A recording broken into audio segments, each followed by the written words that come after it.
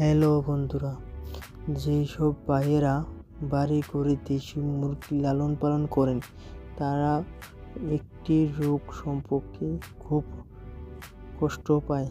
সেটি হলো মুরগির গুটি বসন্ত। সেই গুটি বসন্ত কিভাবে হয় এই নিয়ে আজকে আমি একটা ভিডিও আপনাদেরকে দিচ্ছি।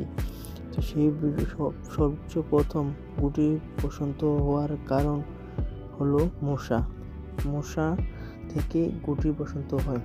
তো আপনার খামারে সবচেয়ে প্রথম মশা তাড়ানো লাগবে এবং যেসব জায়গায় মুরগিগুলি রাখেন সেই সব জায়গায় পরিষ্কার করা লাগবে। তো আপনার মশা তাড়ানো কীভাবে মশা তাড়াবেন?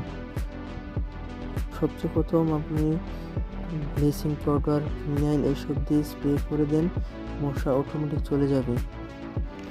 তা দিয়ে না যায় তারপর আপনি মশারি দিয়ে ঢেকে রাখতে পারেন।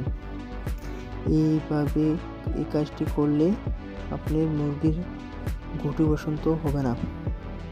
যদি মুরগির গুটি বসন্ত হয়ে থাকে কীভাবে কি চিকিৎসা করলে সেটি ভালো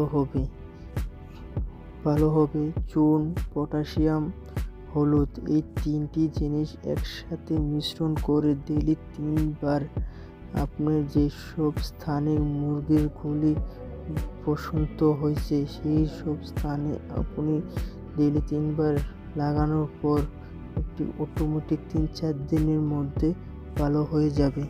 তার সাথে সাথে আরেকটি ওষুধ প্যারাসিটামল বা যে কোনো ব্র্যান্ডের কোনো অ্যান্টিবায়োটিক সাথে খাওয়ানোর পর মুরগি একদম সুস্থ হয়ে যাবে।